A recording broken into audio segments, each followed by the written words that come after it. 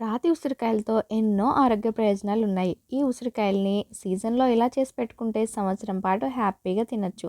దీనికోసం అయితే నేను అర కేజీ ఉసిరికాయలు తీసుకొని నీట్‌గా కడిగి క్లాత్ పెట్టి తుడిచిపెట్టేసుకొని, స్టవ్ వెలిగించి ఒక గిన్నెలో నీళ్లు తీసుకొని, ఒక చిల్లుల గిన్నె పెట్టేసుకొని దాని మీద ఉసిరికాయలు పెట్టి మూత పెట్టేసి 10 నిమిషాల పాటు స్టీమ్ చేశాను. తర్వాత ఉసిరికాయలు సాఫ్ట్‌గా ఈ విధంగా ఉడికిన తర్వాత ఉసిరికాయల్ని తొనలు తొనలుగా ఒలిచేసుకొని పెట్టుకొని, ఒక గ్లాస్ బౌల్‌లో వేసుకొని దీనిలో పావు కప్పు వరకు పంచదారనైతే యాడ్ చేసుకొని, ఒకసారి బాగా మిక్స్ చేసుకొని, ఒక నాప్కిన్‌తో కవర్ చేసేసి, ముడివేసి పక్కన పెట్టుకొని, నైట్ అంతా ఊరిన తర్వాత నెక్స్ట్ డేకి ఒక నిమ్మకాయ బద్దనైతే తీసుకొని, నిమ్మకాయ రసాన్ని ఇందులో అయితే పిండేసి, కలిపేసింది మళ్ళీ ఒక 2 రోజుల పాటు ఊరనిచ్చిన తర్వాత, ఈ పాకంలోంచి ఉసిరికాయ ముక్కల్ని స్ట్రెయిన్ చేసేసుకొని, ఒక పేపర్ మీద గానీ, లేదంటే కవర్ మీద కానీ వేసుకొని చక్కగా ఎండపెట్టేసుకున్నామంటే డ్రై అయిపోతాయి.